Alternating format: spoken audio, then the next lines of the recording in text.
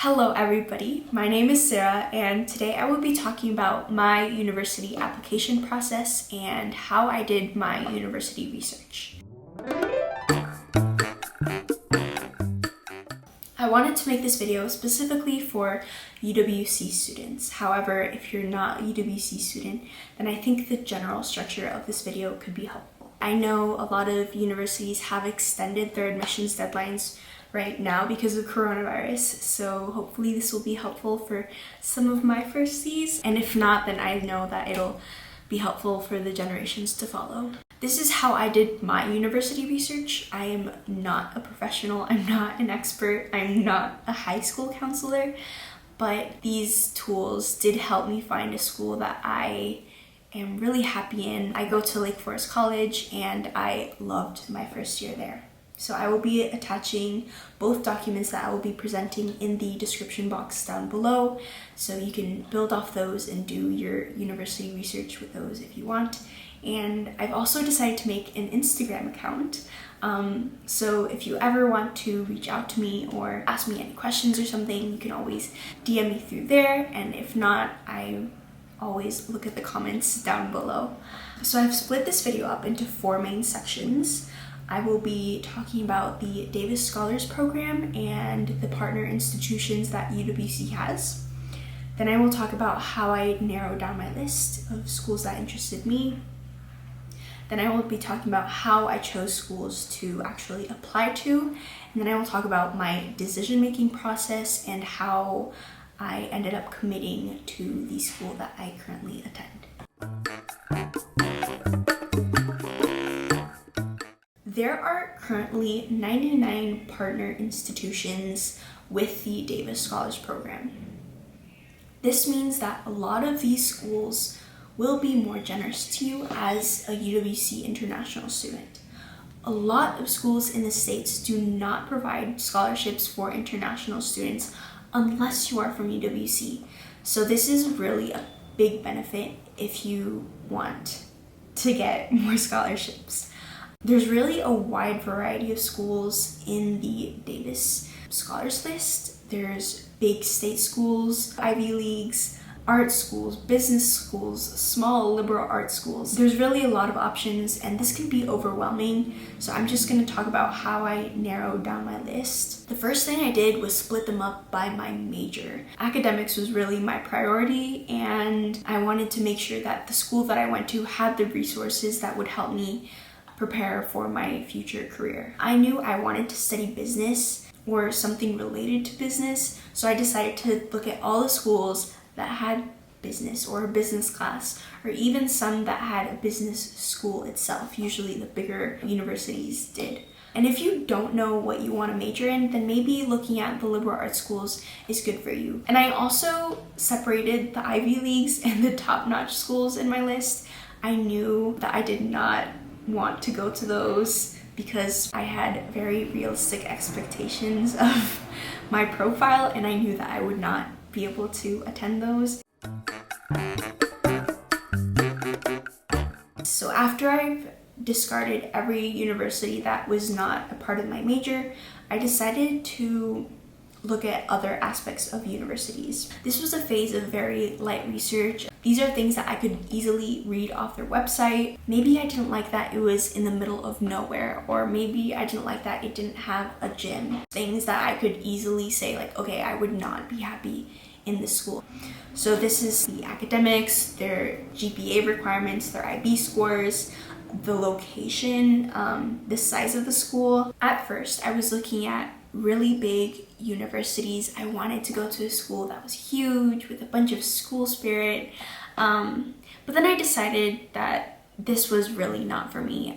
I wanted to get attention from professors and I wanted to have more personal connections. So I decided that perhaps the small liberal arts schools were better for me. I started to bolden names on the major list that I had or write them down if they caught my attention. A lot of other factors influenced this phase, such as the high school visits that the universities made. I went to almost every college fair that was possible at UWC. I just tried to gather as much information of how universities worked and what they were like.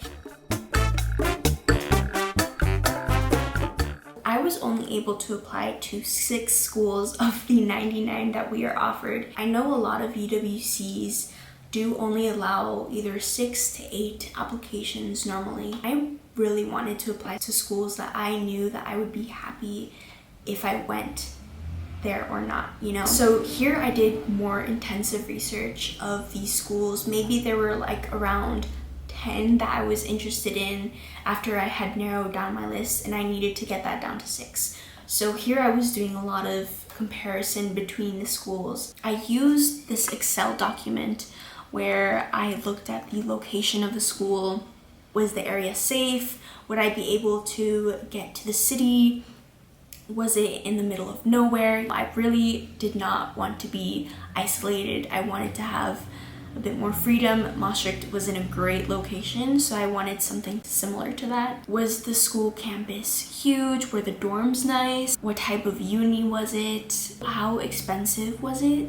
How expensive was the city? And then some general admissions things and the reputation of the school as well. I didn't really prioritize this that much because, you know, there's a lot of great schools that aren't ranked highly, but at least you can get a feel for what the college is known for. The culture of the school was really important. This was more of me reaching out to students, sending them a quick Facebook message of how they felt in the school. And I also sought a lot of counselor advice in this phase. They are much more knowledgeable about these universities, so their input in my university applications was really important. I also use Compare Colleges from the US News. It's a really great tool to compare school statistics and get a general overview of what the school has to offer. So after I had applied to schools, it was really just a matter of waiting for all of my university decisions to come out. I decided to wait for all of them before I actually made a decision. I got rejected to some, I got waitlisted to some, and I got accepted to some. So it was really a mix of everything. To make this decision, I had to evaluate the pros and cons of the schools.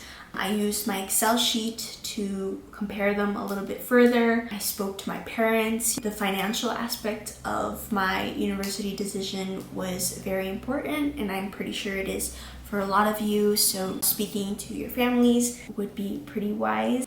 I also set up interviews with some of the counselors from the universities that I got accepted into, and most importantly, I contacted the students in those schools.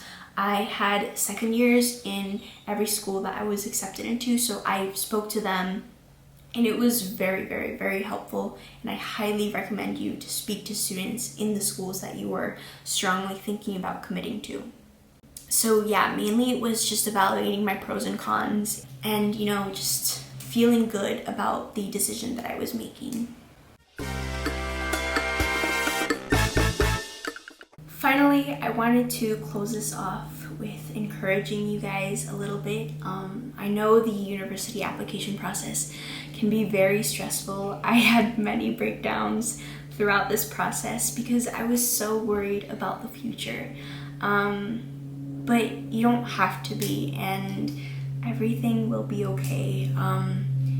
It was good for me to keep an open mind, even if I didn't want to. I had backups either in Europe. There were some schools that I was really interested in the Netherlands, where UWC Maastricht was, and also universities from my home country in Costa Rica. There are a lot of great schools here in Costa Rica, and you know, I would have been fine if I came to one of the schools here. I was also very realistic in my university application process. You know, and I encourage you to be also, if a school is not for you, then it's not for you, you know? Speak to people, go to the college fairs. It was really helpful for me to get an idea of what the universities were like and to help me find what I was looking for as well. I changed my interests so much in the university application process, which is fine, and it helped me find a place where I was happy at. And also just a reminder, there is no such thing as a perfect school. Every school has good things and bad things, good people and bad people, people that will annoy you or interest you, you know? Your college experience is your own, and you're the one that will make it good. Schools are changing constantly every year. Some of the reputations they have will change with your generation.